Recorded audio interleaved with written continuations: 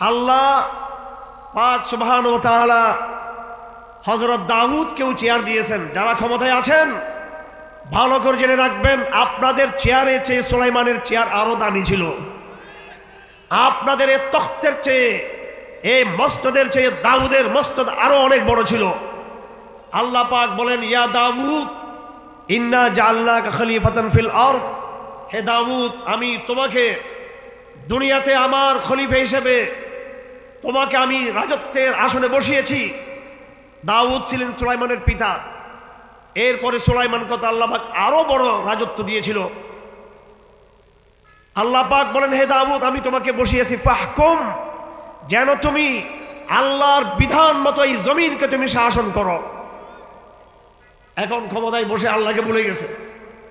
ক্ষমতায় বসে আমেরিকার গণতন্ত্রের কথা বলে, অথচ ক্ষমতার এই মসনদে বসে আল্লাহর শরীয়তের কথা বলা তাদের দায়িত্ব ছিল। সুতরাং এই ভাগ্য তাদের হয় নাই। আমরা যারা নিরীহ মুসলমান, আমরা সবাই বলি আলহামদুলিল্লাহ, আমরা আল্লাহর বাধ্য গোলাম হতে পেরেছি। ইসলাম মানে আত্মসমর্পণ, ইসলাম মানে শান্তির ধর্ম। অনেকে বলে কথা ঠিক আছে, কিন্তু ব্যাখ্যা ভুল। ইসলাম মানে শান্তির ধর্ম, অর্থাৎ ভারত আমাকে মারবে, ইসরায়েল আমাকে মারবে, মায়ানমার আমাকে মারবে, আর আমি বলবো ইসলাম শান্তির ধর্ম। ওই ধর্ম ইসলাম না। ইসলাম বলেছে জালিমের হাত যখন প্রসারিত হবে, সেই জালিমের হাতকে পাল্টা আঘাত করে ভেঙে দেওয়ার নাম হচ্ছে ইসলাম। ইসলাম হচ্ছে জুলুমকে প্রতিরোধ করার নাম হচ্ছে ইসলাম। আল্লাহর নবী বলেছেন, আফজালুল জিহাদ কালিমাতু হাক্কিন ইনদা সুলতানিন জাইর, এবং অন্য হাদিসে আরো পরিষ্কার ভাবে আছে, আফজালুশ শুহাদা হামজা ইবনে আব্দুল মুত্তালিব, উত্তম শহীদ হলো হযরত হামজা ইবনে আব্দুল মুত্তালিব, সাইয়্যিদুশ শুহাদা, সমস্ত শহীদদের সরদার। আল্লাহ নবী বলেন, আরেকজন ব্যক্তিকেও উত্তম শহীদ বলা যাবে, সে কে? ওয়ারাজুলুন কামা আমামা ইমামিন আমিরিন জাইরিন ফানাহরাহু ওয়াজাজারাহু ফাকাতালাহু, এমন এক দুঃসাহসী আল্লাহর বান্দা, নিরীহ মানুষ জালিম শাসকের সামনে দাঁড়িয়ে যাবে আর সত্য কথা উচ্চারণ করবে, এবং জালিম শাসককে সে প্রচণ্ডভাবে ধমক দিবে। সে সাধারণ নাগরিক, সে সাধারণ মানুষ, কিন্তু জালিম শাসককে সে ধমক দিবে, তাকে অন্যায় থেকে বিরত রাখার জন্য তাকে চ্যালেঞ্জ দিবে। এই সত্য কথা বলার অপরাধে ওই ব্যক্তিকে যদি হত্যা করা হয়, শহীদ করা হয়, তাহলে তাকেও উত্তম শহীদ বলা যাবে। সুতরাং বিগত ফেসিবাদী হাসিনার আমলে এটা কোনো রাজনৈতিক আলাপ নয়। রাজনীতি যেটা সে রাজনীতি বলিয়েন না, শরীয়ত বুঝতে হবে। এই বিগত জালিম সরকার আমলে ইখলাসের সাথে, তাকওয়ার সাথে, ঈমানের সাথে আল্লাহর বিধানকে প্রতিষ্ঠা করার কথা বলে যে সময় যারা শহীদ হয়েছে, এরাই বাংলার জমিনের উত্তম শহীদ। তারা আমার ভাইয়েরা, তো আল্লাহ পাক আমাদেরকে এই সৌভাগ্য দিয়েছেন যে আমরা আল্লাহর বাধ্য গোলাম হতে পেরেছি। অথচ যাদেরকেই আল্লাহ পাক দুনিয়ার রাজত্ব দিয়েছে, কথা ছিল তারা আল্লাহ পাকের বাধ্য গোলাম হবে, কিন্তু তাদের ভাগ্যে সেটা জুটে নাই। আল্লাহ পাক কোরআন শরীফে বারবার একজন শাসকের নাম উচ্চারণ করেছে, নিশ্চয় আপনারা জানেন। তার নাম হচ্ছে ফেরাউন। ফেরাউনের কথা আল্লাহ পাক এই জন্য বলেছে, আল্লাহর সাথে যত বেয়াদবি দুনিয়াতে হয়েছে, তার মধ্যে সবচেয়ে বড় বেয়াদবি হয়েছে রাজনৈতিক মসনদে বসে যে বেয়াদবি, ওইটা হচ্ছে সবচেয়ে বড় বেয়াদবি। কারণ রাজা ঠিক, সব ঠিক। আরবিতে কথা আছে, আন্নাসু আলা দীনি মুলুকিহিম, রাজা যেদিকে যাবে মানুষ সেদিকে যাবে। আল্লাহ পাক ফেরাউনের কথা বলেছে, এজন্যই বলেছেন আমাদেরকে সাবধান করার জন্য, দুনিয়াতে যত শাসক আসবে, যারাই আল্লাহর সাথে বেয়াদবি করবে তাদের পরিণাম ফেরাউনের মতো হবে। তাদের প্রত্যেকটা শাসক বেঈমান, বিশ্বাসঘাতক, আল্লাহর হুকুমকে যারা অমান্য করেছে, প্রত্যেকের পরিণাম ফেরাউনের মতো হয়েছে। কিন্তু আমি রাজনৈতিক আলাপ করতেছি নাকি? এগুলো কি রাজনৈতিক আলাপ? আপনি কি কোরআন শরীফ থেকে ফেরাউনের আলোচনা বাদ দিতে পারবেন? আমাদেরকে আওয়ামী লীগের আমলের আওয়ামী লীগের নেতারা বক্তৃতার মাঝখানে এসে বলতো যে রাজনৈতিক আলাপ করবেন না। আগামী দিনে যারা ক্ষমতায় আসবে আমি সাবধান করে দিচ্ছি, কেউ আর স্টেজে এসে আলেমদেরকে বাধা দেওয়ার চেষ্টা করবেন না। যদি আগামীতে কেউ বেয়াদবি করেন তার পরিণাম সেটা হবে যেটা হাসিনার পরিণাম হয়েছিল। আগামীতে ক্ষমতার মস্তরে যারা বসবেন আগে থেকে প্রস্তুতি নিয়ে বসবেন। প্রস্তুতি হলো আল্লাহর বাধ্য হয়ে গোলাম হয়ে ক্ষমতায় বসার চেষ্টা করবেন। আল্লাহর সাথে বেয়াদবি করলে আপনার চেয়ারকে আমরা আপনার পিছন থেকে সরাই ফেলবো। কিন্তু এই জাতি জেগেছে, এবার এই জাতি জাগ্রত থাকবে ইনশাআল্লাহ। এই জাতি আর ঘুমাবে না ইনশাআল্লাহ। হাসিনাকে তাড়িয়েছে, আরেক হাসিনা বাংলাদেশ আসতে পারবে না ইনশাআল্লাহ। কোন দলের হাসিনাকে আসতে পারবে না। যারাই আসবে জনগণের সাথে আপোষ করে থাকতে হবে, কোরআন সুন্নাহর সাথে আপোষ করে চলতে হবে, তাদেরকে আলেম ওলামাদের সাথে পরামর্শ করে তাকে চলতে হবে। কথা ঠিক কিনা? আর আপনারা কি আরেকটা ফেরাউন চান কিনা? আপনারা আল্লাহ পাক বারবার কেন ফেরাউনের কথা বলছে? এগুলোকে রাজনীতি মনে করবেন না। আল্লাহ কোরআনকে দিয়েছে এতিমখানার পোলাপাইনদেরকে পড়ার জন্য না, শুধু কোরআনকে আল্লাহ পাক কবরস্থানে মা বাবার কবরকে পড়ার জন্য কোরআন শরীফ পাঠায় নাই। আল্লাহ কোরআন শরীফকে রমজান মাসে ধান্দাবাজি করার জন্য কোরআন শরীফ পাঠায় নাই হাফেজদের। কিছু মনে করবেন না। আল্লাহ কোরআন শরীফের নামে ব্যবসা করার জন্য পাঠান নাই। আল্লাহ কোরআনকে পাঠিয়েছেন। আল্লাহ এই যে এতগুলো ছাত্র কোরআন শরীফ নিয়েছে, পাগড়ি নিয়েছে, আমার আজকে সবচেয়ে বেশি ভালো লেগেছে, অনেক বেশি ভালো লেগেছে। বেশি আমি কথা বলবো না, রাত অনেক হয়ে গেছে। আমার ভাই বলেছেন এবং আমি এটা প্রত্যেক মাহফিলে বলে থাকি, এমন কোন মাহফিল আল্লাহর কাছে কবুল হবে না, যত লক্ষ মানুষ মাহফিল হোক না কেন, যতই সুরলিত বক্তার মাহফিল হোক না কেন, যতই আমরা জিহাদের গর্জন দিই না কেন, যেই মাহফিলের লোকেরা রাত ভর মাহফিলের সুর মাহফিলের গর্জন দিয়েছে, ফজরের নামাজে মসজিদে যাই নেই, তারা কিন্তু মুনাফিকের খাতে তাদের নাম চলে যাবে। মাহফিলে কে আসছে না আসছে আল্লাহর কাছে এটা পাত্তাও নেই। এগুলো আল্লাহ দেখে আছে আগামীকালকে ফজর নামাজ কারা কারা পড়বে। আমার ভাইয়েরা, আপনারা কি এটার উপর গর্বিত, সন্তুষ্ট, আনন্দিত যে আল্লাহ আপনাদেরকে এই কোরআনের ধারক বাহক বানিয়েছে? আপনারা কোরআনকে ভালোবাসেন, কোরআনের বর্ণিত বাণী ইসলামকে লালন করেন, এই নিয়ামতের উপর আপনারা সন্তুষ্ট আছেন তো? আপনারা সবাই আপনারা কি স্বপ্ন দেখেন আগামী দিনের বাংলাদেশ কোরআনের বাংলাদেশ হোক? এই স্বপ্ন কি আপনারা দেখেন কিনা? আপনারা, আমার বোনেরা, আমার মেয়েরা, আমার চাচা চাচি, খালা ফুফু এবং বয়স্ক দাদি নানি যারা আছেন, আমি শুনেছি মহিলাদের প্যান্ডেল আছে মনে হয় ওদিকে, যদি ওনাদেরকে বলছি, আপনারা যদি নিজেকে কোরআনের গর্বিত সন্তান মনে করেন, আপনারা যদি নিজেদেরকে মনে করেন কোরআনের কারণে, পর্দার কারণে, ইসলামের কারণে আমরা আল্লাহর কাছে আমরা গর্বিত, তাহলে আপনাদের উচিত আগামী দিনের বাংলাদেশ যেন কোরআনের বাংলাদেশ হয়, সেজন্য আপনি আপনার নিজের তৈরি হবেন, আপনাদের স্বামীকে তৈরি করবেন, আপনাদের সন্তানদেরকে তৈরি করবেন, আপনাদের ভাইদেরকে আপনার নসিহত দিবেন। আমরা এদেশের মানুষ, এদেশের গণমানুষ, এদেশের পুরুষ এবং নারী সবাই মিলে আল্লাহর জমিনে আল্লাহর কোরআনকে প্রতিষ্ঠা করবে ইনশাআল্লাহ। এই কোরআন শুধু বাংলার জমিনে নয়, এই কোরআনকে আমরা দিল্লিতে নিয়ে যাব, এই কোরআনকে ইসরায়েলের রাজধানীতে নিয়ে যাব, এই কোরআনকে জাতিসংঘে নিয়ে যাব, এই কোরআনকে ইউরোপ আমেরিকার মাটিতে আমরা নিয়ে যাবো ইনশাআল্লাহ। এটা কি অবাক হচ্ছেন নাকি আপনারা? এটা অবাক হচ্ছেন? আমি ঠান্ডা মাথায় কথা বলি, এমনি আমি একটু জোর দিয়ে গলায় কথা বললো, কিন্তু আমি চেষ্টা করি পড়াশোনা করে কথা বলার জন্য। আগামী 50 থেকে 100 বছরের বিশ্ব, নতুন এক বিশ্ব তৈরি হবে, যেই নতুন দুনিয়াতে গণতন্ত্র নামে কোনো মতবাদ থাকবে না। আগামী 50 থেকে 100 বছরের দুনিয়াতে জাতীয়তাবাদের নামে কোনো দর্শন থাকবে না। আগামী দিনের দুনিয়াতে মানবতাবাদের নামে তথাকথিত ভুয়া ভণ্ড কোনো মতবাদ থাকবে না।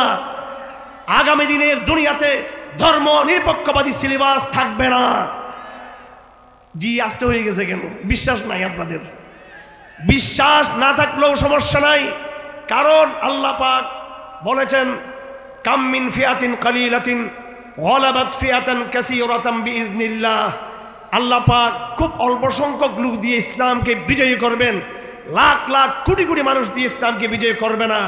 আজ বর্তমান বিশ্বে মুসলমানদের সংখ্যা অনেক বেশি, হিন্দুদের চেয়ে বেশি, আমরা ইহুদিদের চেয়ে বেশি, নাস্তিকদের চেয়ে বেশি, খ্রিস্টানদের পরপরে আমাদের, বরং খ্রিস্টানদের চেয়ে আমাদের সংখ্যা বেড়ে যাচ্ছে।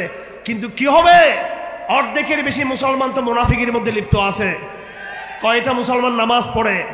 আমি সময়মত প্যান্ডেলের ভিতরে তৌহিদ জনতাকে শরম দিতে চাই না, লজ্জা দিতে চাই না। আমি মাঝে মাঝে লজ্জা দিয়ে ফেলি।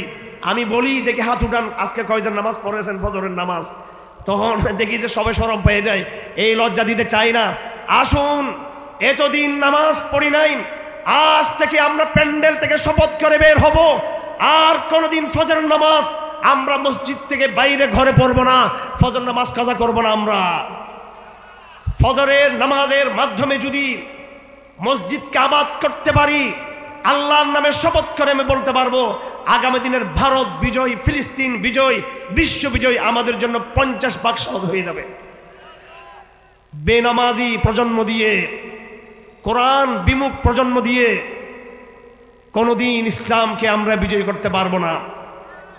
আমি আনন্দিত হয়েছি আজকে আমাদের কিছু আধুনিক শিক্ষিত ভাই, বয়স্ক, তারা কোরআন শিখেছে আলহামদুলিল্লাহ। এমন মাদ্রাসা হওয়া চাই, এমন আলেম চাই যারা শুধু মাদ্রাসার ছাত্রদেরকে পড়াবে না, সমাজের বয়স্কদেরকেও, তরুণদেরকেও পড়াবে। আমার তরুণ প্রজন্মের ভাইয়ারা যারা স্কুলে আছেন, কলেজে আছেন, বিশ্ববিদ্যালয়ে আছেন, শিক্ষিত ছেলেরা, আমার ভাইয়েরা, এবং যারা কৃষক সমাজের লোকেরা আছেন, শ্রমিক সমাজের লোকেরা আছেন, যুব প্রজন্মের ভাইয়েরা অনেকে বেকার আছেন, আপনাদের সবাইকে আমি অনুরোধ করব, আপনারা এই মাদ্রাসায় এবং আশেপাশের যারা মাদ্রাসায় আছে আলেমদের কাছে আল্লাহর ওয়াস্তে আপনি ব্যবসা করেন, সমস্যা নাই। স্কুলে কলেজে বিশ্ববিদ্যালয়ে পড়েন, সমস্যা নাই, অবশ্য পড়তে হবে। সাহাবে কেরাম ব্যবসা করেছেন, কৃষিকাজ করেছেন, লড়াই করেছেন, পরিবারকে সময় দিয়েছেন, বিবাহ শাদী করেছেন, সব দুনিয়ার কাজ সাহাবে কেরাম করেছেন। পাশাপাশি তারা কি কোরআন শিখেন নাই?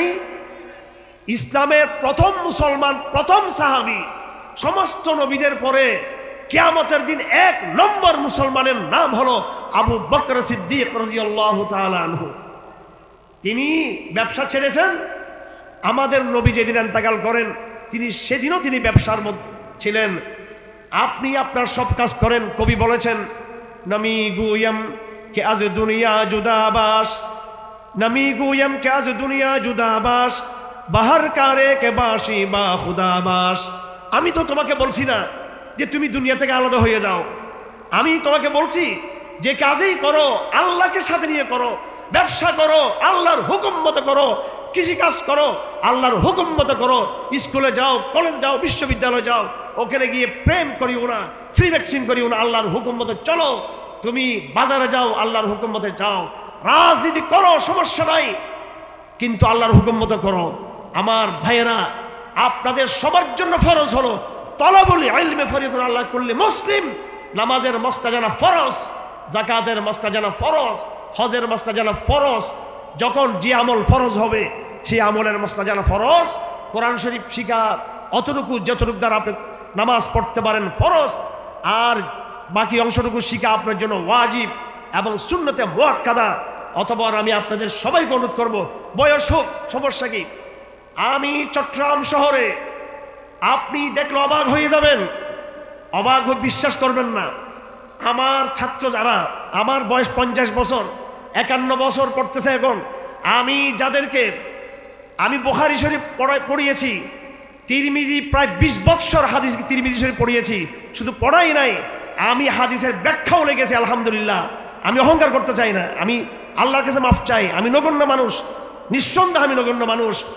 কিন্তু আমি আবার এরকম চট্টগ্রাম শহরের আধুনিক বয়স্কদের, 80 বছরের বুড়া, 70 বছরের বুড়া, শিক্ষিত মানুষ, বিভিন্ন প্রশাসনিক কর্মকর্তা। আমি 2021 সালে যখন গ্রেপ্তার হয়েছিলাম, যাদের রিমান্ডে ছিলাম, গোয়েন্দা পুলিশের একজন অফিসার, আমার ছাত্র, এখন সে ঘর ঘর করে আলেম হয়ে যাচ্ছে মাশাআল্লাহ। রাত দিন আমার এখানে পড়ে থাকে পুলিশের কর্মকর্তা, আরও অনেক পুলিশ কর্মকর্তাকে আমি পড়িয়েছি। আমি চট্টগ্রামে পুলিশদেরকে নিয়েই আমার একটা প্রতিষ্ঠান চালু করেছি, বয়স্ক শিক্ষা প্রতিষ্ঠান, পরে নাম দিয়েছি আরও স্মার্ট নাম, শরিয়া গ্র্যাজুয়েশন ইনস্টিটিউট। আপনারা যারা এখানে আছেন, আপনারা যদি বয়স্কদেরকে এটা এখানে বাস্তবায়ন করতে চান, আমি আপনাদেরকে সেই সিলেবাসটা দিব, কিভাবে বয়স্কদেরকে, পুলিশকে, কৃষকদেরকে, কলেজ বিশ্ববিদ্যালয়ের ছেলেদেরকে এবং সমাজের সর্বস্তরের লোকদেরকে, যারা মাদ্রাসায় আসবে না, যারা মাদ্রাসায় আসবে, যারা মাদ্রাসার বাইরে দিন শিকার কোনো ব্যবস্থা নাই, তাদের জন্য সপ্তাহে 2 দিন 3 দিন আমি একটা সিলেবাস করেছি। এবং আজকে প্রায় 8-10 বছর চট্টগ্রামে অসংখ্য বড় বড় সরকারি কর্মকর্তা, ধনাঢ্য ব্যবসায়ী, অনেক বড় বড় পরিবারের সন্তানরা, একেবারে বাংলাদেশের রাজ পরিবারের সন্তানদেরকেও আমরা আলহামদুলিল্লাহ আমরা শিক্ষা দিচ্ছি। এমনকি ইউনিভার্সিটি কলেজের শত শত মেয়েদেরকে আমার বোনেরা, আমার স্ত্রী, আমার মেয়ে, এবং আরও যারা আমাদের দাওয়াতি মেয়েরা আছে, ওদেরকে আলহামদুলিল্লাহ কোরআন শিক্ষা দিচ্ছে, আরও অনেক কিছু আলহামদুলিল্লাহ। ওরা কলেজ বিশ্ববিদ্যালয়ে পড়ে, মেয়েরা শিক্ষিত মেয়ে, পাশাপাশি তারা দিন শিখতেছে আলহামদুলিল্লাহ। আমি নিজে তালিমুল ইসলাম পড়াই, অথচ হাদিসের কিতাব যারা পড়ায় ওদের মধ্যে একটু অহংকার থাকে, মহাদ্দেশ ভাব থাকে, একটু বড় হুজুরগিরি থাকে, কিছু মনে করিয়েন না ভাই। তো আমি নিজেও প্রথমে লজ্জা পেতাম যে ধরো তালিম ইসলাম এটা কি পড়াবো। আলহামদুলিল্লাহ যত বয়স বাড়তেছি বিনয় আসতেছে আমাদের মধ্যে। তরুণ ছিলাম, একটু ভাব ছিল আমাদের মধ্যে, এখন ভাবসাব। হাসিনাও তো মারতে 5 বছর জেলে ঢুকেছে আমাদেরকে, ভাবসাব আর কি। 16 বছর এইভাবে ছিলাম। তারপরে হজ উমরা তো এখনো করতে পারি নাই, আরও যে কত কাহিনী। তো হাসিনা একটা লাভ করছে আমার, অনেক বিশাল লাভ। এই 3 দফায় 5 বছর আমাকে জেলে দিয়ে কোরআনটাকে, আমি জেলে না ঢুকলে কোরআন অন্তত আমি যতটুকু বুঝছি তার অর্ধেকও বুঝতাম না, অন্তত কোরআনটা আমার বুঝে এসে গেছে আলহামদুলিল্লাহ। তো আমি এখন সব জায়গায় বলতেছি, কেউ যদি কারো লাভ করে, ওয়াহাল জাযাউল ইহসানিল ইহসান, আপনি আমাকে 10 টাকা দিয়েছেন, আমার উচিত আপনাকে কোনো সময় সুযোগ পেলে 10 টাকা দেওয়া। আমিও সুযোগ পাইলে হাসিনার জেলখানে ঢুকাইয়া তারও জন্য কোরআন শরীফ পড়ার ব্যবস্থা করে দেবো ইনশাআল্লাহ আজিজ। ওরে ভারত থেকে ধরে আনতে হবে, অথবা বলে আমি পুরস্কার ঢুকে যাব, আমরা পুরস্কার ধরে ফেলে পুরস্কার জেলখানে ঢুকে দেবো আপনাকে। এখানে আওয়ামী লীগের কিছু প্রাক্তন বন্ধুরা এখানে আছেন, আপনারা মনে কষ্ট পাইয়েন না। তো এই অহংকার করে কোনো লাভ নেই, কোরআন শিখতে হবে, কোরআন শিখতে হবে। জেলখানা কোরআন শিখার অনেক বড় সুযোগ, তাহাজ্জুদ নামাজ পড়ার বড় সুযোগ, নিজের নফসকে আস্থা করার বড় সুযোগ। তো আমার আজকে যেটা ভালো লেগেছে সেটা হলো বয়স্কদেরকে আপনারা আলহামদুলিল্লাহ কোরআন শিক্ষা দিয়েছেন। যারা আমার হাত থেকে কোরআন নিয়েছেন, আপনাদের সাথে আবার ইনশাল্লাহ এই ঠাকুরগাঁও বসবো ইনশাল্লাহ। আপনাদের মতো আমরা এই পুরো সমাজের সব লোক, দলমত নির্বিশেষে, যারা আওয়ামী লীগ করেছে ওদেরকে ক্ষমা করে দেন আপনারা, এটা নিয়ে আর তাদের বিরুদ্ধে বেশি বাড়াবাড়ি করিয়েন না। হ্যাঁ, যারা দুর্নীতি করেছে, লুটপাট করেছে, খুব বেশি গুম খুন করেছে, তাদের তো অপরাধের বিচার হবে। বাকি এই দলের সবাই যে অপরাধী তা না। সেজন্য যারা যেই দল করেন না কেন, অন্তত এখন আপনারা একটা দলে যোগ দেন, সেটা হলো মিল্লাতে ইব্রাহিম, ইসলামে যোগ দেন। এখন আপনারা দল একটাই আমাদের, আল্লাহ পাক বলেন কানান্না সুম্মাতান ওয়াহিদা, মানুষের দল একটাই ইসলাম। সবাইকে বলবো দল মত নির্বিশেষে, রাজনীতিবিদ, ব্যবসায়ী, সবাই আপনারা কোরআন শিখার চেষ্টা করুন। ছেলেরা আলহামদুলিল্লাহ পাগড়ি গ্রহণ করেছে।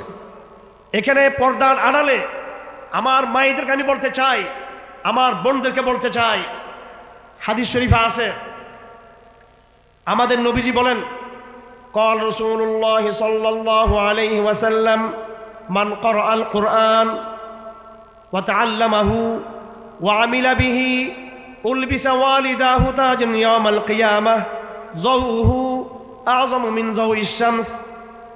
যেই ছেলে মেয়ে কোরআন পড়েছে এবং কোরআন শিখেছে, দুটো কথা, কোরআন পড়া, কোরআন শিখা, এরপরে ওয়ামিলা বিহি, কোরআন মতো আমল করেছে। আল্লাহ নবী বলেন এমন হাফেজ আলেম আমলদার ছেলের মাকে বাবাকে কিয়ামতের দিন আল্লাহ পাক নূরের এক মুকুট পরিয়ে দিবেন। আল্লাহ রসুল বলেন নূরের সেই মুকুট সূর্যের আলোর চেয়েও তার আলো বেশি হবে। যদি মা বাবার এমন সম্মান হতে পারে, মূর্খ মা কিন্তু হাফেজ হয় নাই, মা আলেম হয় নাই, মায়ের সন্তান আলিম হয়েছে, মায়ের মুকুটে সূর্যের চেয়েও অধিক আলোকিত উজ্জ্বল মুকুট থাকবে, তাহলে ওই সন্তানের অবস্থা কেমন হবে? হাদিস শরীফে আছে, মান ক্বারাআল কুরআনা ফাহাল্লা হালালাহু ওয়া হাররামা হারামাহু ফাস্তাযহারাহু ফাহাল্লা হালালাহু ওয়া হাররামা হারামাহু। যেই ব্যক্তি কোরআন পড়েছে, কোরআন শিখেছে, হালালকে হালাল জেনেছে, হারামকে হারাম জেনেছে এবং সেই মতো আমল করেছে, আল্লাহর রসুল বলেন ওয়াজাবাত লাহুল জান্নাহ, জান্নাত তার জন্য, সে জান্নাতে প্রবেশ করবে। এবং শাফাহুল্লাহু তাআলা, আল্লাহ পাক তার মাধ্যমে তার পরিবারের এমন 10 জন ব্যক্তিকে জান্নাতে প্রবেশ করার সুযোগ করে দিবেন যেই 10 জনের জন্য জাহান্নাম ওয়াজিব হয়ে গিয়েছিল। সুতরাং এটা চারটিখানা কথা না, কোরআন শিখতে হবে, কোরআন বুঝতে হবে, কোরআনকে বাস্তবায়ন করতে হবে। যে সমস্ত ছাত্ররা আমাদের কাছ থেকে আজকে পাগড়ি নিয়েছেন এবং যে সমস্ত যুব সম্প্রদায়ের লোকেরা কোরআন আমাদের হাত থেকে কোরআন নিয়েছেন, আপনাদের দায়িত্ব বুঝে নেবেন। 1 নম্বর কাজ হলো কোরআন পড়া, 2 নম্বর কাজ হলো কোরআনের মাসলা মাসাইলকে শিক্ষা নেওয়া, শিক্ষা গ্রহণ করা। কথা বুঝে আসছে আপনাদের? 1 নম্বর কাজ কি? কোরআন পড়া। 2 নম্বর কাজ কোরআনের মাসলা মাসাইল শিখা। 3 নম্বর কাজ হলো কোরআন মতো আমল করা। করবো তো আমরা সবাই? আমার ভাইয়েরা, হে ছাত্র সমাজ যারা আজকে পাগড়ি নিয়েছে এবং যারা উলামায়ে কেরাম,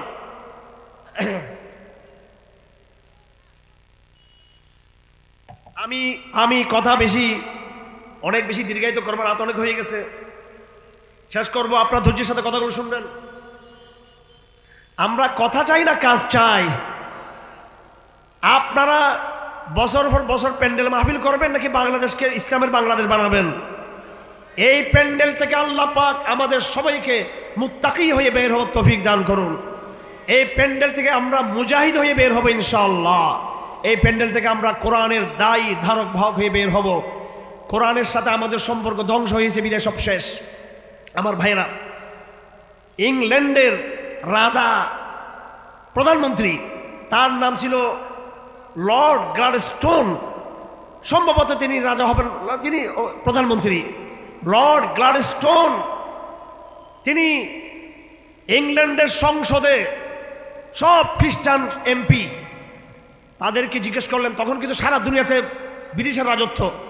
তিনি বললেন যে মুসলমানদেরকে কিভাবে নিশ্চিহ্ন করা যায়, পরামর্শ দাও। সবার কাছ থেকে পরামর্শ নিল। কেউ বলতেছে মুসলমানদেরকে সুন্দরী নারী লাগাই দেন, কেউ বলতেছে গান বাজনাতে বাধ্য করে দেন, কেউ বলতেছে মদ শরাবে লাগিয়ে দেন। এক একজন এক এক কথা বলতেছে। কেউ বলতেছে মুসলমানদের দলাদলি লাগিয়ে দেন। সব প্রস্তাব আসার পরে এই ব্রিটিশ প্রধানমন্ত্রী লর্ড গ্লাডস্টোন, তার সামনে একটা কোরআন শরীফ ছিল। সে বলতেছে, আমি তোমাদের সমস্ত প্রস্তাব শুনলাম, এগুলো দিয়ে মুসলমানদেরকে তোমরা দমাতে পারবে না। সে কোরআন শরীফ হাতে নিয়ে বলতেছে, যতদিন এই হাতিয়ার মুসলমানদের থেকে ছিনিয়ে নিতে পারবো না, ততদিন এই মুসলিমদেরকে পরাজিত করা যাবে না। আমার ভাইয়েরা, আজকে তারা সফল হয়েছে। কোরআনকে আমাদের হাত থেকে নিয়ে ফেলছে। আমি একটা হাদিস অর্ধেক বলেছিলাম, বাকি হাদিস লেখা আছে এখানে। একদিন হারেস উনি বলেন, আমি মসজিদে ঢুকলাম, তাবি দেখি যে মানুষ মসজিদে বিভিন্ন গল্পগুজব করতেছে। হযরত আলীকে এসে আমি বিচার দিলাম, ইয়া আমিরুল মুমিনিন, মানুষ তো মসজিদে নানান গল্প কথাবার্তা আছে, তো হযরত আলী বলেন, এরা কি আসলে এরকম করছে নাকি? হযরত আলী বলেন, আমি রসুলকে বলতে শুনেছি, সামিতুন নবী সাল্লাল্লাহু আলাইহি ওয়াসাল্লাম ইয়াকুল সাতাকুনুল ফিতনা, আল্লাহর হাবিব বলেছেন অনেক বড় ফিতনা হবে, সামনে অনেক বড় ফিতনা হবে। তখন সাহাবায়ে কেরাম জিজ্ঞেস করলেন, এই ফিতনা থেকে আমরা কেমনে বের হব? আল্লাহর নবী বলেন, এই হাদিসটা ভালো করে শুনুন, আল্লাহর নবী বলেন মুসলমানদের উপর ফিতনা আসবে, কোরআন ছেড়ে দিবে, ইসলাম থেকে বিচ্যুত হবে, শরিয়াকে প্রতিষ্ঠা করবে না, মানুষ দুনিয়া নিয়ে মগ্ন হয়ে যাবে, ফিতনাতে পড়ে যাবে। সাহাবারা বললেন কেমনে বের হব? আল্লাহ নবী বলেন, আল্লাহ কোরআন শরীফের মাধ্যমে তোমাদেরকে ফিতনা মোকাবেলা করতে হবে। কেন? ফিহি নাবাউ মা ক্বাবলাকুম, কোরআন শরীফে অতীত জামানার সংবাদ আছে, খবরু মা বাদাকুম, আগামী বিশ্বের কি হবে সে সম্পর্কে বলা আছে, হুকমু মা বাইনাকুম, এবং তোমাদের জীবন ব্যবস্থার কথা আছে। হুয়াল ফাসল লাইসাল হাজাল, কোরআন কবিতার মতো, সাহিত্যের মতো, পত্রিকার মতো, মিডিয়ার মতো ফালতু জিনিস না, কোরআন হচ্ছে চূড়ান্ত সত্য। মান তারাকাহু মিন জাব্বারিন কাসামাহুল্লাহ, যে সমস্ত জালেম শাসক অন্যায়কারী কোরআনকে ছেড়ে দিবে, কোন জালেম, আল্লাহ পাক তাকে ধ্বংস করে দিবেন। ওয়ামান ইবতাগাল হুদা ফি গায়রি হাদাল্লাহুল্লাহ, কোরআন ছাড়া আপনি যদি গণতন্ত্রে মন্ত্রে এটাতে ওঠাতে যদি সমাধান চান, আল্লাহ পাক তাকে পথভ্রষ্ট করবে। ওহুয়া হাবলুল্লাহিল মাতিন, কোরআন হলো আল্লাহর রশি। ওহুয়া যিকরুল হাকিম, এটা হলো প্রজ্ঞাময় আলোচনা, আল্লাহর স্মরণ। ওহুয়া সিরাতুল মুস্তাকিম, এটা হচ্ছে সোজা রাস্তা। ওহুয়াল্লাযী লা তাযিগু বিল আহওয়া, এটার কারণে মানুষ কুপ্রবৃত্তির কারণে পথভ্রষ্ট হবে না কোরআন থাকলে। ওয়ালা তালতাবিসু বিল আলসিনাহ, এবং কোরআন এমন নয় যে কোরআন অন্য কোনো ভাষার সাথে মিশে যাবে। ওয়ালা ইয়াসবানুল উলামা, আলেম যত বড় হোক সেই কোরআন দ্বারা সে তৃপ্ত হতে পারে না, আরো তাকে শিখতে হবে। ওয়ালা ইয়াখলুকু আলা কাসরাতির রাদ, যত পড়বেন কোরআন কিন্তু পুরাতন হবে না। ওয়ালা তানকাজি আজাইবুহু, কোরআনের মহা আশ্চর্যগুলো শেষ হবার নয়। হুয়াল্লাযী লাম তানতাহিল জিন্নু ইযা সামিআতহু, জিনরা পর্যন্ত যখন কোরআনের কথা শুনেছে তারা বলেছে ইন্না সামিনা কুরআনান আজাবা ইয়াহদি ইলা রুশদ, আমরা এক চমৎকার হেদায়েতের বাণী শুনেছি। কোরআন হেদায়েতের দিকে মানুষকে ডাকে। আল্লাহ নবী আরো বলেন, মান ক্বালা বিহি সাদাকা, কোরআন দিয়ে যারা কথা বলে তারাই সত্যবাদী। ওয়ামান আমিলা বিহি উজরা, কোরআন মতো যারা আমল করে তাদের সওয়াব নেকি অনেক বেশি। ওয়ামান হাকামা বিহি আদালা, একমাত্র কোরআনের শাসনে যারা দেশ এবং সমাজকে চালায় তারাই ইনসাফগার শাসক। ওয়ামান দাআ ইলাইহি হুদিয়া ইলা সিরাতিল মুস্তাকিম, আর কোরআনের যারা দাওয়াত দেয় তারা হেদায়েতের পথে, যারা তাদেরকে আল্লাহ পাক স্থির রাখে, তাদেরকে হেদায়েতের দিকে আল্লাহ পাক ধাবিত করেন। একবার আমাদের নবীজি সাল্লাল্লাহু আলাইহি সাল্লাম মদিনা থেকে বের হলেন, হঠাৎ করে আমাদের নবী আকাশের দিকে তাকালেন। আবু দারদার হাদিস, আন আবি দারদাই ক্বালা খরজনা মা রাসূলিল্লাহ সাল্লাল্লাহু আলাইহি ওয়াসাল্লাম ফাশাখাসারা বিবাসরি ইলাস সামা, হঠাৎ নবী আসমানের দিকে তাকালেন, তাকিয়ে বললেন হাযিহি আওয়ানুন ইখতালাসু ফিহাল ইলমু, এই সময়টা থেকে এটা এমন এক সময় আসবে সামনে যে কোরআন চিল যেমন মুরগির ছনাকে, মুরগির বাচ্চাকে যেমন থাবা দিয়ে নিয়ে যায়, কোরআন মানুষের অন্তর থেকে এভাবে চলে যাবে। তখন একজন সাহাবী আনসারী, তার নাম হলো জিয়াদ বিন লাবিদ আল আনসারী, তখন তিনি বলেন ইয়া রাসূলুল্লাহ, কোরআন কেমনে যাবে আমাদের কাছ থেকে? ওয়ালাকাদ কারানাল কোরআন, আমরা তো কোরআন পড়ি, কোরআন পড়তেছি। ফালানাকরান্নাহু, এখন আরো বেশি পড়বো। ওয়ালানুকরিআন্না আওলাদানা, এবং আমরা আমাদের বাচ্চাদেরকে কোরআন আরো বেশি করে পড়াবো। আল্লাহ রাসূল বলেন জিয়াদ সাকিলাত কাউমুক, এটা আরবি সাহিত্যের শব্দ, তুমি এতিম হয়ে তুমি মরে যাও, তোমার মা সন্তান হারা হয়ে যায়, এটা একটা, অর্থাৎ এটা আশ্চর্যের ভাষা, তুমি কি বললা? রাসূল বলেন হাদিহি তাওরাত, এই তাওরাত, এই ইনজিল ইহুদি খ্রিস্টানদেরকে দেওয়া হয়েছিল, ফামা আগনাত আনহুম, কিন্তু কোনো কাজে আসে নাই। আমার ভাইয়েরা, আল্লাহ পাক 5 ওয়াক্ত নামাজ সহ যত নফল সুন্নত ফরজ ওয়াজিব নামাজ আছে প্রত্যেক নামাজে আমাদেরকে একটা সূরা পড়তে বাধ্য করেছেন, সূরা ফাতিহা। কথা ঠিক না বেঠিক? এই সূরা ফাতিহার রহস্য কি? রহস্য একটাই, একটা দোয়া আছে, ইহদিনাস সিরাতাল মুস্তাকিম সিরাতাল্লাযীনা আন'আমতা আলাইহিম গায়রিল মাগদুবি আলাইহিম ওয়ালাদ-দাল্লিন। আমাদের নবী ইসলাম নিয়ে মক্কায় আবির্ভাবের আগেও কিন্তু আরো নবী দুনিয়াতে ইসলাম নিয়ে এসেছিল। এই ইসলাম ধর্মের আগে আরেকটা ইসলাম ধর্ম ছিল সবচেয়ে বড়, সেটা হলো হযরত মূসা আলাইহিস সালাম তাওরাতের মাধ্যমে যে ইসলাম নিয়ে এসেছিলেন, এরাও কিন্তু মুসলমান ছিল। আরেকটা মুসলিম প্রজন্ম যারা ঈসা আলাইহিস সালামের উম্মত, এরাও কিন্তু মুসলমান ছিল এক সময়। এই দুটো মুসলমান জাতি যখন আল্লাহর সাথে বেয়াদবি করে তাওরাতকে বিকৃত করলো, তাওরাত থেকে সরে গেল, ইনজিল থেকে সরে গেল, আল্লাহ পাক পরবর্তী এই দুটো মুসলমান জাতির নাম সহ পরিবর্তন হয়ে একটা ইহুদি হয়ে গেল আর একটা নসারা খ্রিস্টান হয়ে গেল, তাদের মুসলিম নাম আর বাকি নাই। আল্লাহর নবী বলেন, হে জিয়া, তুমি যে বললা তোমাদের আগেও তো মুসলমান জাতি এসেছে, একটু বুঝবেন, আমাদের আগেও কিন্তু মুসলমান জাতি দুনিয়াতে ছিল কি ছিল না? ছিল। তারা পথভ্রষ্ট হয়েছে। এখন 3 নম্বরে আল্লাহ পাক আমাদেরকে পাঠিয়েছে, আমরা থার্ড জেনারেশন এবং ফাইনাল জেনারেশন, লাস্ট জেনারেশন। আমরা ইতিহাসের শেষ মুসলমান প্রজন্ম। আমরা ইতিহাসের কি? এর আগে আল্লাহ পাক নবীদেরকে পাঠিয়েছেন, প্রত্যেক নবীর উম্মতদেরকে মুসলমান ভালো হতো, সবাই পরে নষ্ট হয়ে গেছে। এবার যাতে শেষ মুসলমান প্রজন্ম, এটা শেষ মুসলমান জাতি, আর কোনো মুসলমান জাতি আসবে না। ইতিহাস এখন শেষ, এরপরে কিয়ামত হয়ে যাবে। কিন্তু এখন এই শেষ মুসলমান জাতি যাতে আগের মুসলমানদের মতো, ইহুদিদের মতো, আগের মুসলমান জাতি খ্রিস্টানদের মতো যাতে ওরা যাতে নষ্ট না হয়, এই জন্য আল্লাহ প্রত্যেক নামাজে দোয়া শিক্ষা দিয়েছেন, ইহদিনাস সিরাতাল মুস্তাকিম, আমাদেরকে সঠিক পথে রাখো হে আল্লাহ, সিরাতাল্লাযীনা আন'আমতা আলাইহিম, ওই জামানায় যারা মুসলমান ছিল তাদের মতো, গায়রিল মাগদুবি আলাইহিম ওয়ালাদ-দাল্লিন, মুসলমানদের মধ্যে যারা ইহুদি হয়ে গেছে, মুসলমানদের মধ্যে যারা খ্রিস্টান হয়ে গেছে, একদল মগজুব আলাইহিম ধ্বংসপ্রাপ্ত অভিশপ্ত, আর একদল পথভ্রষ্ট খ্রিস্টান, ওদের মতো করিও না। এই একমাত্র সূরা ফাতিহার দোয়ার কারণে এখনো পর্যন্ত আমাদের কোরআনটাও ১৫০০ বছর ওইরকম রয়ে গেছে। আলহামদুলিল্লাহ, আমাদের নামাজ ১৫০০ বছর আগের নামাজ, কোনো বিকৃতি হয় নাই। আমাদের হজ ১৫০০ বছর আগের হজ, কিন্তু মূল বৌদ্ধ ধর্মের সাথে, আসল বৌদ্ধ ধর্মের সাথে বর্তমান বৌদ্ধ ধর্মের মিল নাই। আসল ইহুদি ধর্মের সাথে বর্তমান ইহুদি ধর্মের মিল নাই। আসল খ্রিস্টান ধর্মের সাথে বর্তমান খ্রিস্টান ধর্মের মিল নাই। আসল হিন্দু সনাতনী ধর্মের সাথে বর্তমান হিন্দু সনাতনী ধর্মের মিল নাই।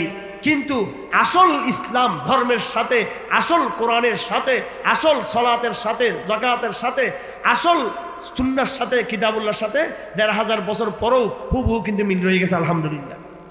সমস্যা হয়েছে আমাদের মধ্যে, আমরা নিজেরাই একটা বড় অংশ কোরআন শরীফ ছেড়ে দিয়েছি, কোরআন শরীফ থেকে বিচ্যুত হয়েছি। এই বিচ্যুত হওয়ার জন্য আল্লাহ পাক আমাদেরকে কিছুদিন ইহুদি খ্রিস্টানদের মায়ের খাওয়াচ্ছে আমাদেরকে। আল্লাহ পাক বাইতুল মুকাদ্দাস নিয়ে ফেলছে আমাদের কাছ থেকে, আল্লাহ পাক বাবরি মসজিদ নিয়ে ফেলছে আমাদের কাছ থেকে, আল্লাহ পাক আমাদেরকে ভারত, ইসরায়েল, আমেরিকার গোলাম বানিয়ে রাখছে। আমার ভাইয়েরা, এটা কি ইসলামের দোষ নাকি মুসলমানের দোষ? হ্যাঁ, যে আমেরিকা, যে ভারত আমাদেরকে আজকে দাবাচ্ছে, আমরা তাদের মতো যদি মডেলিং করি তাহলে আমরা কি বিজয়ী হতে পারবো? নাকি আমাদেরকে ১৫০০ বছর ফিরিয়ে আবার কোরআনের দিকে ফিরে আসতে হবে? যে কোরআনকে হাতে নিয়ে সাহাবায়ে কেরাম সেই সময়ের সমস্ত পরাশক্তিকে পরাজিত করেছে, আজকের জামানায়ও একমাত্র মুসলমান পরাজিত করতে পারবে সকল শক্তিকে কোরআনের মধ্য দিয়েই। আমার মায়েরা, আপনাদেরকে সাবধান করতে চাই, মায়েদের ব্যাপারে বলে আছে আন্নাল মারআতু আল মারআহ, কোন মেয়ে যখন নাকি 4টা কাজ করবে, ইদা সল্লাত খামসাহা, 5 ওয়াক্ত নামাজ পড়বে। আমাদের মেয়েরা নামাজ ছেড়ে দিয়েছে। মা বেনামাজি, সে বেনামাজি মায়ের সন্তান কেমনে মসজিদে যাবে? সেই বেনামাজি মায়ের সন্তান কেমনে নামাজ পড়বে? আল্লাহ আমাদের সবাইকে ক্ষমা করুন। যারা আলহামদুলিল্লাহ দিনদার ওলামায়ে কেরাম আছেন, তবলিগের ভাইরা আছেন, এবং বিভিন্ন ইসলামিক ঘরানার ভাইরা আছেন, হ্যাঁ, তাদের পরিবার আলহামদুলিল্লাহ নামাজের হয়তো চর্চা আছে। কিন্তু অনেক সময় আমরা আলেম ওলামা বলি, দিনদার বলি, আমাদের ঘরে কিন্তু সমস্যা থাকে। হে আমার বোনেরা, পর্দার আড়ালে যারা বসে আছেন, আপনাদেরকে আমি দুটো কাজ দিব। নগদ কাজ হলো, আপনি আপনার সন্তানদের মধ্যে, নিজেদের মধ্যে আজকে থেকে সলাতের তৈরি নেবেন, কোরআন শিক্ষা করবেন। আর বাকি কাজ হলো জিহাদের প্রস্তুতি নিয়ে থাকবেন, সন্তানদেরকে ওইভাবে তৈরি করবেন। সলাত দিয়ে শুরু হবে বিজয়, জিহাদের মাধ্যমে এই বিজয় চূড়ান্ত হবে ইনশাআল্লাহ আজিজ। আগে আমি আমার ঘর থেকে আমার মহল্লার মসজিদ পর্যন্ত যাব ইনশাআল্লাহ, মসজিদকে আবাদ করব। হাদিস শরীফে আছে, সায়াতি আলান নাসি জামানুন লা ইয়াবকা মিনাল ইসলামি ইল্লা ইসমুহু ওয়া মিনাল কুরআনি ইল্লা রাসমুহু মাসাজিদুহুম মাআমিরাতুন ওয়া হিয়া খারাবুন আনিল হুদা মাসাজিদুহুম মাআমিরাতুন ওয়া হিয়া খারাবুন আনিল হুদা উলামাউহুম শাররু মান তাহতা আদিমিস সামা। চারটা জিনিস রাসূল বলেছেন, ইসলাম নামে থাকবে, কোরআন অক্ষরে থাকবে, শুধু মসজিদ আবাদ থাকবে, হেদায়েত হবে না। ওলামাদের মধ্যে একটা অংশ পথভ্রষ্ট হবে। তারা কিন্তু প্রত্যেক দেশে দেখবেন আপনি দালাল একটা শ্রেণী তৈরি হয়েছে, যারা শাসক গোষ্ঠীকে তাল দিয়ে থাকে। বাংলাদেশেও ছিল, কথা ঠিক না বেঠিক? এই সিরিয়াতে বাশার আল আসাদ খুনি, বাশার আল আসাদ শেখ হাসিনার বড় ভাই নাকি ছোট ভাই, এরকম ভাই বোন দুজন একই চরিত্র। গুম খুনের সিরিয়া, মাত্র কয়েকদিন আগে আমাদের মুজাহিদ ভাইরা এটাকে মুক্ত করেছে। এই সিরিয়াতে এত বড় জালেমকে পর্যন্ত কিছু নষ্ট পথভ্রষ্ট লোকেরা, হুজুররা এদেরকে আবার সমর্থন করেছে। আবার কিয়ামত পর্যন্ত ওলামাদের মধ্যে হক্কানি ওলামায়েরা, রব্বানি ওলামায়ে কেরাম, এরাই ইসলামের নেতৃত্ব দিবে সবসময়। তো কিয়ামতের আলামত হলো তিনটা জিনিস, আলেমদের সহ চারটা জিনিস বলেছেন, ইসলাম, কোরআন, মসজিদ। এগুলো সব নষ্ট করে ফেলবে মানুষ।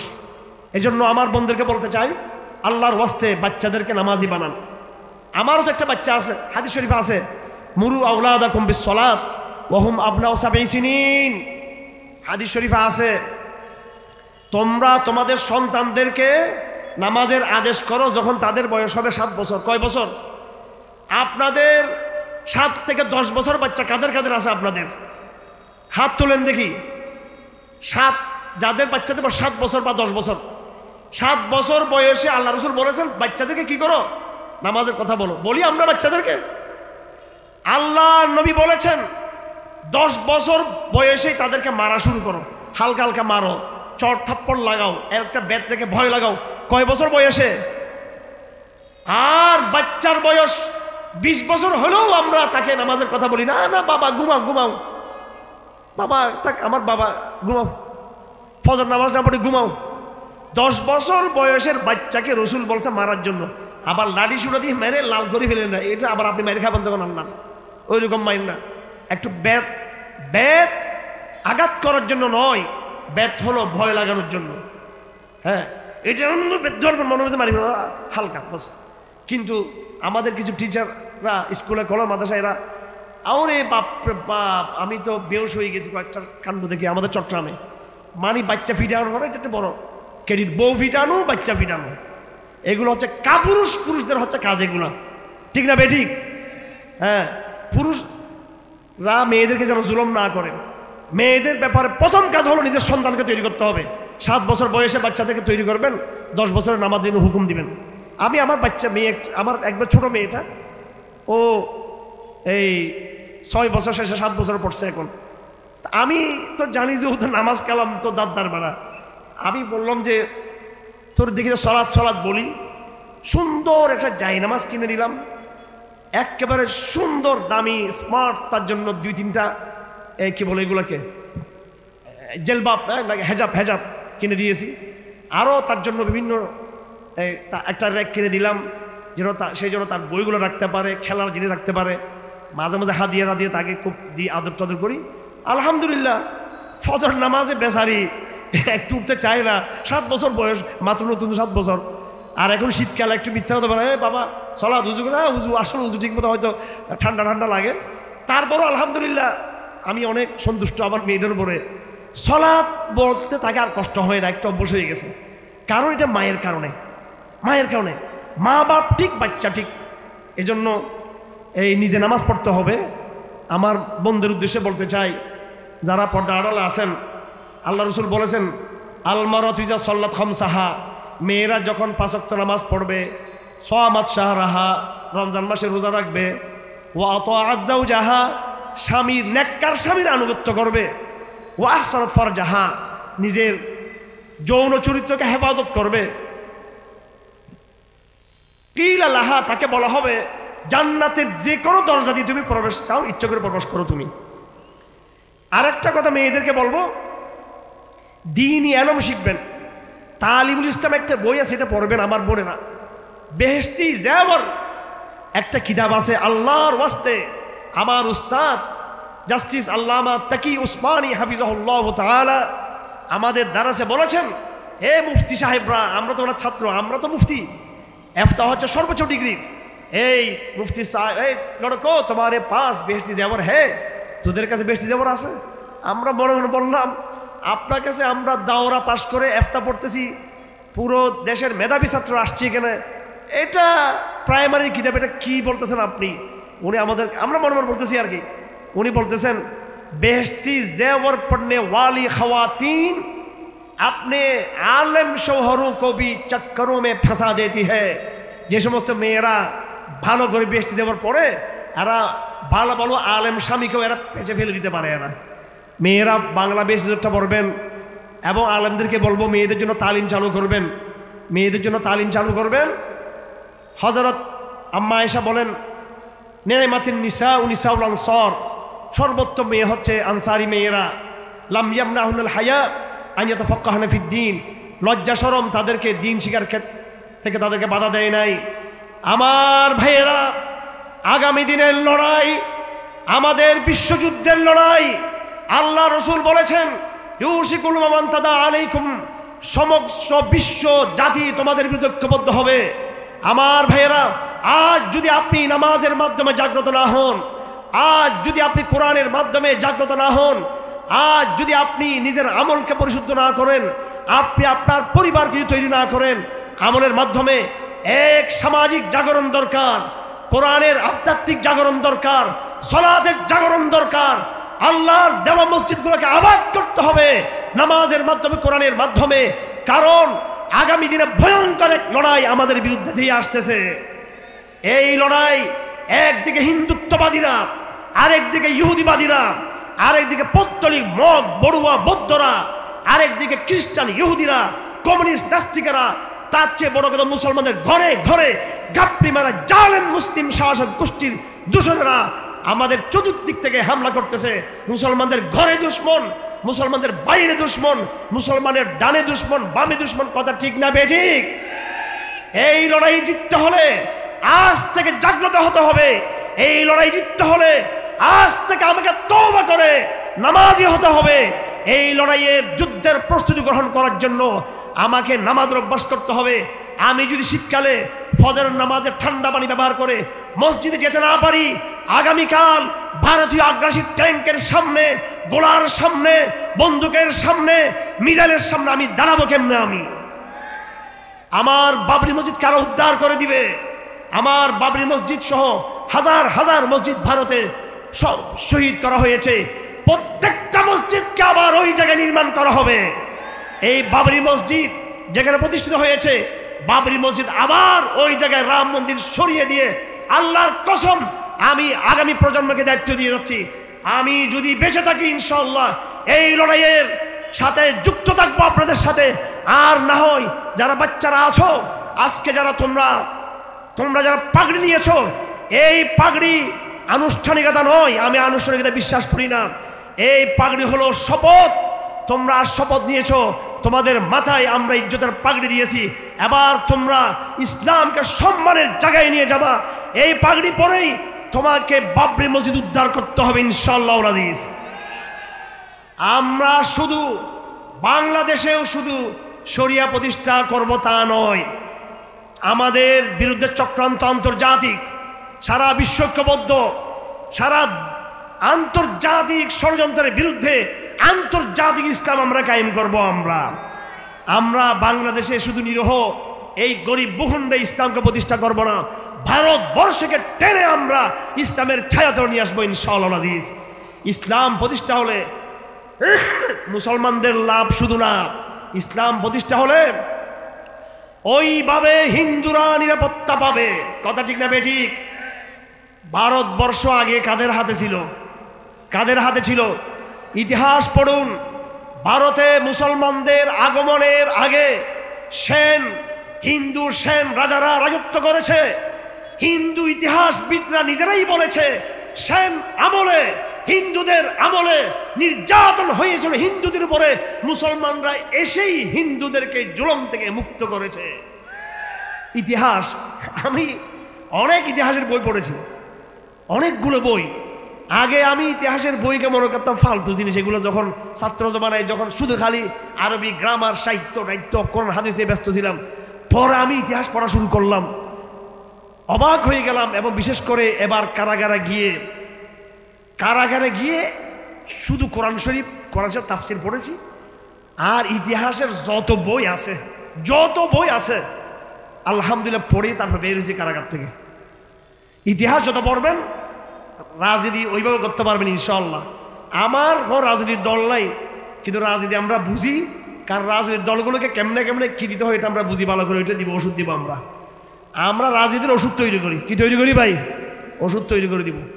আগামী দিন ওষুধ যেটা আমরা তৈরি করবো ওইভাবে রাজনীতি চলবে ইনশাআল্লাহ আজিজ। বাংলাদেশের তুচ্ছ রাজনীতি নিয়ে, এই ফকিন্নির রাজনীতি আমরা ভাবি না।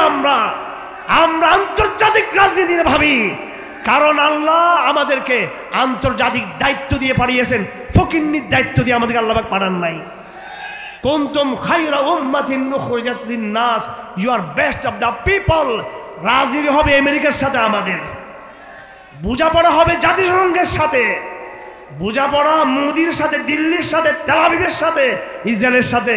এই দেশে বসে কিছু আধা নাস্তিক, পুরো নাস্তিক, এই দল সেই দল, গোড়ার ডিমের এই ফকিন্নির রাজনীতি আমরা পাত্তাও দিই না। আমরা কোরআন যাদের বুকে আছে এরা ফকিন্নির সন্তান না, এরা রাজার সন্তান। এই পৃথিবীকে ইতিহাস সাক্ষী। আমি ইউরোপীয় ইতিহাসবিদদের লেখা পড়েছি। মোহাম্মদ আসাদ একজন বড় ইউরোপীয় ইতিহাসবিদ ছিলেন। তিনি বলেছেন এই পৃথিবীকে সবচেয়ে বেশি মানব জাতির ইতিহাসে লম্বা সময় শাসন করেছে একমাত্র ইসলাম।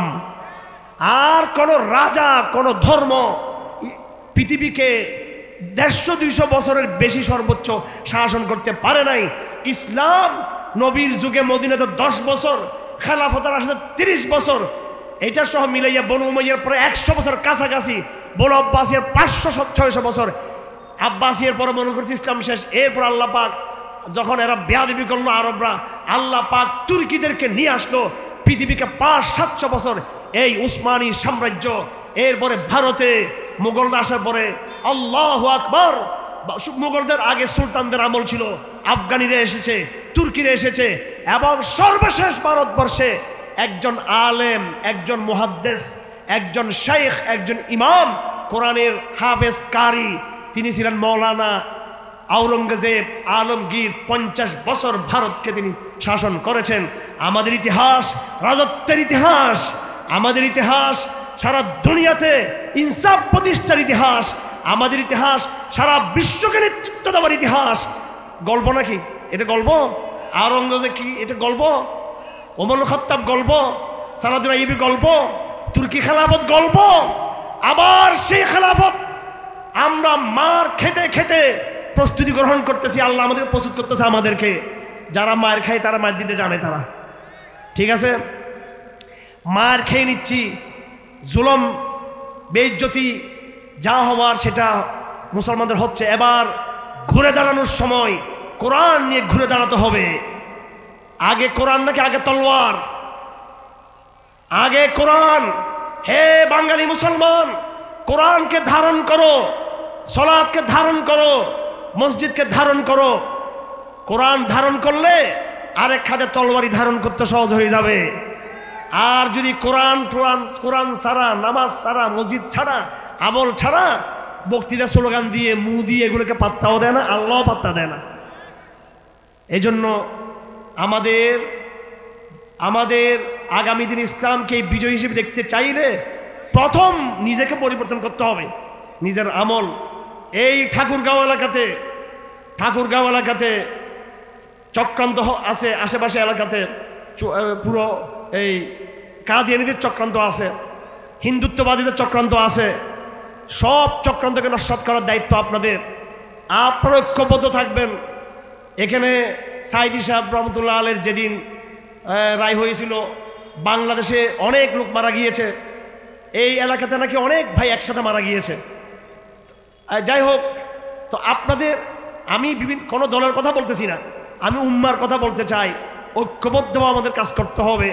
আমাদের বিভিন্ন দল আবার স্বপ্ন দেখে ক্ষমতায় গিয়ে হয়তো আমাদের লাভ হবে। ক্ষমতা, এই দুর্বল ক্ষমতায় গিয়ে লাভ নাই। আমাদের মসজিদ আমাদের সংসদ ভবন, আমাদের কোরআন আমাদের সংবিধান। সমগ্র বাংলাদেশের প্রত্যেকটা জনপদের, গ্রামে গঞ্জে শহরে জনপদে সব মসজিদগুলোকে আগে আবাদ করেন, ইসলাম এমনি জিন্দা হয়ে যাবে। কোরআনকে সংবিধান বানান। সমাজ বিপ্লব চাই। ঢাকায় কারাই ক্ষমতা আসবে না আসবে সেটা পরের ব্যাপার। সমগ্র বাংলাদেশ যখন জাগ্রত হবে, সমাজ বিপ্লব যখন হবে, ঘরে ঘরে মুসল্লি। বিশেষ করে আমি মেয়েদের কথা আবার বলতে চাই, আমাদের নারী জাতি ঠিক, সব ঠিক। আমি জানি না আমাদের মেয়েরা প্যান্ডেল আসছে যে হুজুর একটু সুন্দর সুন্দর সুট্টু দিয়ে কথা বলবে, কেমনে ঠুসঠাস জান্নাতে যাওয়া যায়, আর জায়নামাজের মশাল্লা টলসাল্লা বিষয়ে কেমনে আটলান্টিক সাগর পাত দেওয়া যায়, তারপরে এই ফজরের সময় এটা কি ঠাকুরগাঁও, জোহরের সময় বাইতুল মুকদ্দাস ঘুরে আসা যায়। এরকম অলৌকিক কোনো একটা কাহিনী শুনলাম না, হুজুর এগুলো কি বলতেছে। আমার বোনেরা ওইসব অলৌকিক কাহিনী বলতে পারবো না। কোরআন নিজেই সবচেয়ে বড় অলৌকিক কাণ্ড। কথা ঠিক না বেঠিক? এই সমস্ত কিংবদন্তি অর্ধেক কাহিনী, তার বেশি ভুয়া মিথ্যা কাহিনী এগুলো। ঠিক আছে, রাজশাহীতে গেছিলাম, শাহ মখদুম উনি ইসলামের দাওয়াত নিয়ে রাজশাহীতে আসছেন। আল্লাহু আকবার। জিহাদ করেছেন, দাওয়াত দিয়েছেন, খানকা করেছেন, ইসলামের ইনসাফ কায়েম করেছেন। শাহ মখদুমের কবরের সামনে দেখেছে বারান্দায় একটা কবর। আমি মনে হচ্ছে তার নাতির কবর, বাচ্চার কবর। বলতে না, এটা কুমিরের কবর। কি কুমির? বলতেছে এই কুমিরটার পিঠে সবার হয়ে নাকি পদ্মা নদী পার হয়ে রাজশাহীতে আসছেন। খাই দাই কাজ নেই কুমিরের। কুমির বুঝি কোনো হুজুর টুজুর চিনেনি কুমিরে? হ্যাঁ, কুমির কোনো হুজুর চিনে ভাই? হ্যাঁ, তো কুমির যদি শাহ মখদুমকে না খায়, তাহলে মাসে ইউনূস আলাইহিস সালামকে খাই বললো কি জন্য? এগুলা এই সমস্ত। আমি বললাম ভাই একটু দেখতে পারবো কবর টোর খোদাই? বলো এগুলো কি বল? এটা একটু দেখি না। এটা আমি যদি ক্ষমতা থাকতো একবার কবরটা খোদাই করে দেখতাম আর কি কোন গোড়ার ডিমের কুমির আছে না আছে। এগুলো চট্টগ্রামে আমাদের কিছু মাজারবন্দি ভাইরা আছে, তো ওরা আমাদের জায়গা দখল করছে, জায়গা দখল করে মাজারটা বানাইছে ওখানে। আমি বললাম যে কি রে, কার মাজার এটা? কে মারা গেল, কেমনে মাজার হয়ে গেলো? পরে ওইটা ধরে জায়গাটা দখল করে কবরটা খোদাই করে দেখেছে আলু, টমেটো, পটল টটল ওখানে পেয়েছি, ওখানে পচা পচা কবরের ভিতরে। তো অর্ধেক মাজারের কোনো হদিস নেই। এইসব ভণ্ডামি চলবে না। কোরআন সবচেয়ে মজাজা। আমাদের বোনেরা, আমি আপনাদেরকে সুন্দর সুন্দর কাহিনী বলে সন্তুষ্ট করতে পারি নাই। মক্কার কুরাইশরা আল্লাহ রসুলকে বলেছিল, হে নবী, আপনি সত্য হয়ে থাকলে আপনি অলৌকিক কাণ্ড দেখান। আসমান থেকে জিবরিলকে দেখতে চাই, আপনি আকাশে উঠতেছেন এটা দেখতে চাই, আপনি পানিতে ঝাঁপ দেন এটা দেখতে চাই, জান্নাত জাহান্নাম দেখতে চাই, অলৌকিক। আল্লাহ রসুল বলছে আমি এগুলো দেখাতে পারবো না, আমি দেখাতে পারবো না। কোরআনকে বিশ্বাস করো। দেখেন আল্লাহর রসুল ওইরকম বেশি কথায় কথায় কথায় কথায় কথায় কথায় অলৌকিক কাণ্ড দেখায় নাই। এমন এক কোরআন আল্লাহ রসুল দিয়েছেন, সেই কোরআন সারা দুনিয়াতে ১,৫০০ বছর রাজত্ব করে চলতেছে আলহামদুলিল্লাহ। এবং আগামী দিনে এই কোরআন বিজয়ী হিসেবে আসবে ইনশাআল্লাহ আজিজ। এর চেয়ে আর কি হতে পারে? কোরআন ছাড়া যত কিতাব আছে, হিন্দুদের বেদ, হিন্দুদের ভগবদ গীতা, হিন্দুদের এই মহাভারত, হিন্দুদের রামায়ণ, খ্রিস্টানদের ইঞ্জিল, ইহুদিদের তাওরাত, দুটার মিলে আবার প্রটেস্ট্যান্টদের আবার বাইবেল, আর একটা পড়ছিলাম আমি, সেটা হলো বৌদ্ধদের ত্রিপিটক। সব বিকৃত হয়ে গেছে, কোরআন কিন্তু টিকে আছে, কোরআন টিকে থাকবে। কোরআন আবার রাজনীতি নিয়ে, আবার সমাজনীতি নিয়ে, অর্থনীতি নিয়ে আবার নতুন একটা উম্মাহ প্রতিষ্ঠা করবে কোরআন নিজে ইনশাআল্লাহ আজিজ। আমরা সেই কোরআনের সৈনিক। কোরআন আমরা পড়তেছি কোরআনকে বাস্তবায়ন করার জন্য। আমরা এতিমখানার ছাত্র না, আমরা এই কোরআনকে পড়ব, শিখব, আমল করব, কোরআনের দাওয়াত দিব, কোরআনের রাষ্ট্র প্রতিষ্ঠা করব, কোরআনের জন্য আমরা জিহাদ করব সবাই মিলে ইনশাআল্লাহ আজিজ। আল্লাহ পাক সুবহানাহু ওয়া তাআলা আমাদের সকলকে আগামী দিনে ইমাম মাহদির কাফেলায় যুক্ত হওয়ার তৌফিক দান করুন। আল্লাহ পাক আখিরি জামানায় ইসলামকে দিকে দিকে বিজয় করা শুরু হয়ে গেছে আলহামদুলিল্লাহ। ইসলাম আফগানিস্তানে বিজয়ী, ইসলাম সিরিয়াতে বিজয়ী, ইসলাম ফিলিস্তিনে বিজয়ী, ইসলাম সোমালিতে বিজয়ী, ইসলাম ইয়েমেনে বিজয়ী হচ্ছে, ইসলাম লিবিয়াতে বিজয়ী হচ্ছে, ইসলাম আফ্রিকার সেই মরুভূমিতে ইসলাম বিজয়ী হচ্ছে। গত কয়েক মাসে দেখেছেন ফ্রান্স সেখানে তলবিতল বা গুড়িয়ে ভাগ ভেঙে চলছে। ইসলামের জোয়ার শুরু হয়েছে, এই জোয়ার কেউ ঠেকাতে পারবে না।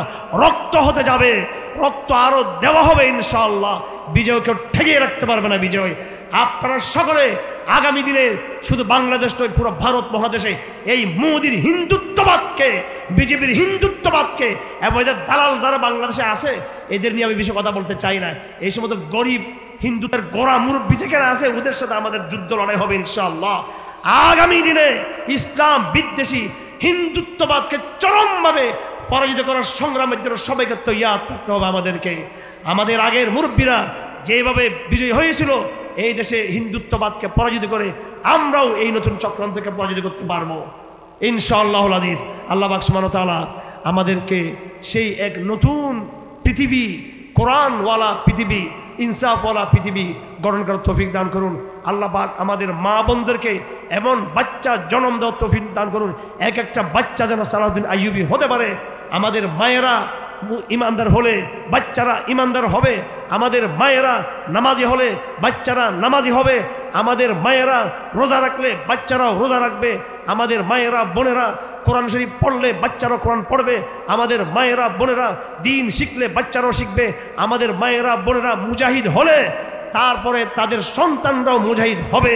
সুতরাং ঠাকুর গায়ের আজকের এই সমাবেশ থেকে আমি সকল নারী পুরুষ ভাই বোনদেরকে ঐক্যবদ্ধভাবে ইসলামের দিকে ফিরে এসে সম্পূর্ণরূপে তওবা করে নতুন এক জিন্দেগি শুরু করার আহ্বান জানাই। আজ থেকে যেন মসজিদ আবাদ করার সংগ্রাম শুরু হবে, লড়াই শুরু হবে ইনশাআল্লাহ। সকাল থেকে নফসের বিরুদ্ধে লড়াই হবে, আগামী সকাল থেকে নফসের বিরুদ্ধে লড়াই করে আগামী দিনে ট্রেনিং গ্রহণ করতেছি আমরা, এটা প্রশিক্ষণ। আমরা নফসকে পরাজিত করবো সালাত কায়েম করে, আগামী দিনে আমরা আমাদের বৃহত্তর শত্রুকেও ইনশাআল্লাহ পরাজিত করতে পারবো। আল্লাহ পাকের বিজয়ের ওয়াদা আছে, বিশ্বাস আসেনি? এটা বিশ্বাস আসেনি? নাই, বিশ্বাস থাকতে হবে।